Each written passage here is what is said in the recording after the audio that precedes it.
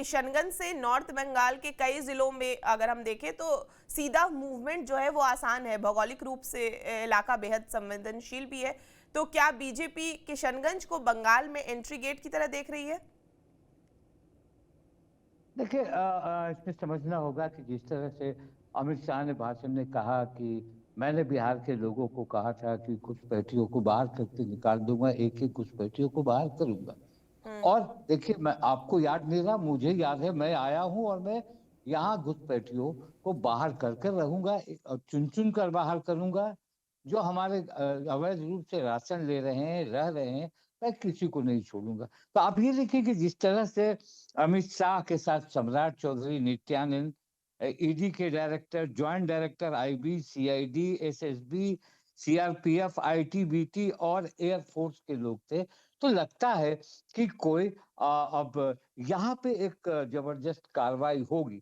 और ये कार्रवाई वो कह रहे हैं कि हम किसी भी कीमत पर नहीं छोड़ेंगे, क्योंकि ये हमारे प्रधानमंत्री का लक्ष्य है और उनकी ये सोच है, क्योंकि उन्होंने बिहार के चुनाव में भी देखा और उन्होंने ये भी कहा कि जिस तरह से हमारी जनता ने भाजपा को सपोर्ट किया बिहार में, बंगाल में भी जीत कर दिखाऊंगा। भाजपा को सपोर्ट किया और आपने देखा होगा कि इसमें वो टोटल जो हायरार्की है उनको लेकर चले हैं। गृह मंत्री बिहार के, central minister state Nityanand Rai और खुद, और बिहार के जो 7 जिले के अधिकारी हैं उनसे बातचीत हुई। चलिए, ये एक अच्छा, अगर ये काम करते हैं तो एक बड़ी बात होती है। और सीमा की सुरक्षा, बहुत आरोप भी लगाया इन पर लोगों ने कि घुसपैठ कैसे करते हैं, आपका सीमा का एरिया कमजोर है, कैसे घुस जाते हैं। हो सकता है कि उनको ये बात लगी और वो सीमा को मजबूत करना चाहते हो। मगर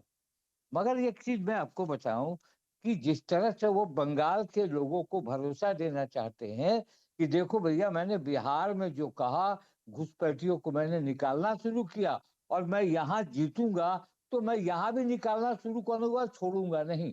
तो ये मैसेज देने की उन्होंने कोशिश की। और आपने देखा जिस तरह से नेपाल और बांग्लादेश के बॉर्डर हैं, जिस तरह से ड्रग्स और करेंसियों की सप्लाई होती है, तो अगर वो बात रुकती है तो बड़ी बात है। मगर एक चीज आपको, आप उन्होंने सीमांचल को ही क्यों बनाया एक सेंटर पॉइंट?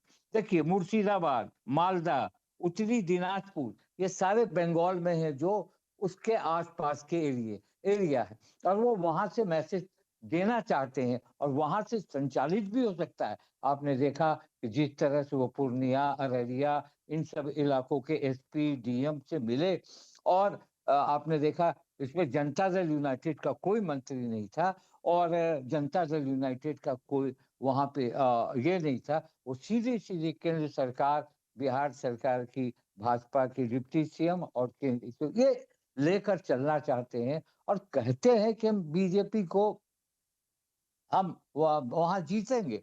हालांकि भाषण में ये जरूर बात करते हैं, हालांकि लोगों से मिलते हैं, जुलते हैं। पूर्णिया में 7 जिले के एसपी डीएम, बिहार के गृह अपर सचिव, ये सारे लोग वहां मौजूद थे। मगर ये सवाल जहां तक आप लगता है कि जिस तरह से उन्होंने कहा कि 10 किलोमीटर के अंदर कोई भी इंक्रोचमेंट होगा सीमा से, उसे हटाया जाएगा। यानी अब ये कार्रवाई अब शुरू होती है, क्योंकि ओबीसी और विपक्ष का भी एरिया रहा वहाँ, कांग्रेस का भी एरिया रहा है सीमांचल।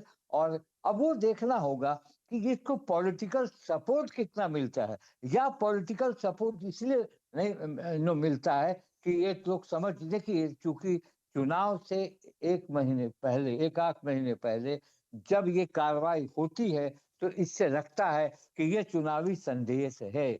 मगर अगर ये संदेश नहीं है और अगर इसको कार्रवाई करना चाहते हैं अमित शाह जी, तो जरूर इस पर कार्रवाई होनी चाहिए। और जिस तरह से वहां की जनसंख्या है, बॉर्डर क्षेत्रों में अवैध धार्मिक निर्माण और डोमिलेशन और घुसपैठियों की पहचान करने का जो मुद्दा इन्होंने बनाया, अगर ये सफल होता है तो बड़ी बात होती है। मगर कहीं ना कहीं हमेशा से ये दिखता है कि चुनाव के समय अगर ये बात है, इसका सीधा मैसेज जाता है बंगाल के वोटरों पर कि देखो बाबू, बिहार में उन्होंने जो कहा वो करना शुरू कर दिया और बिहार में, बंगाल में भी ऐसा ही होगा। तो बीजेपी बंगाल के चुनाव, अगर आज उन्होंने भाषण में अगर ये नहीं कहा होता कि मैं बंगाल में चुनाव जीतूंगा, हमें वहां सपोर्ट मिलेगा, तो थोड़ा लगता है कि डाइवर्सन टुवर्ड्स बंगाल है। और बंगाल बॉर्डर आपको लगता है सीमांचल से करीब, आपने देखा होगा कि हर जगह गए,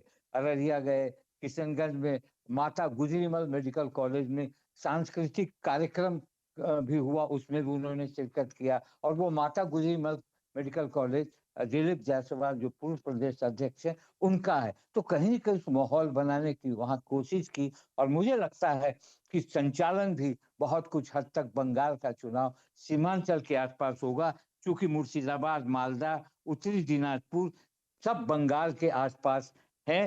तो ये ये अगर ये बात माना जाए कि ये काम अगर सही तरीके से होता है, देश की सुरक्षा की बात होती है, बॉर्डर पर बहुत ही आलोचना सहनी पड़ी है केंद्र सरकार को, जब वो कहे कि घुसपैठिया अंदर आ गए, तो विपक्ष ये सवाल उठाने लगा कि आखिर बॉर्डर किसका है, आपका है या मेरा है? आपके बॉर्डर में लोग चुस्त नहीं है। तो ये सारी बातें लेकर अमित शाह अगर इस तरह का प्लान बनाते हैं, और आप देख रहे हैं कि जवानों के साथ खाना भी खा रहे हैं, वो जवानों के साथ लगे हुए हैं, एक मोरल बूस्ट भी कर रहे हैं, तो ये कहीं न कहीं। और अभी तक के जनता दल यूनाइटेड का या ओवैसी का अभी कोई बहुत कड़ा बयान इस पर नहीं आया। आपको याद होगा ओवैसी ने क्या कहा था, जो मुझे सीमांचल में स्टेटस देगा स्पेशल और विशेष पैकेज देगा, हम उसकी हर बात मानेंगे। तो कहीं न कहीं अगर इस तरह की बातें हो रही हैं, हो सकता है स्पेशल पैकेज भी मिल जाए, हो सकता है कुछ नए तरीके, नए रास्ते की ओर केंद्र सरकार तो नहीं जा रही, क्योंकि वो देख रही है कि सीमांचल का एरिया, वो सीमांचल में इन्हें भी सपोर्ट है, इन्हें भी, इनके भी एमपी हैं वहां से, ऐसा नहीं है। मगर हाँ, मुझे लगता है कि ये अगर कदम सही है तो अच्छा है। मगर ये सवाल उठता है कि बंगाल के चुनाव से पहले बंगाल के सटे एरिया में ये क्या हो रहा है।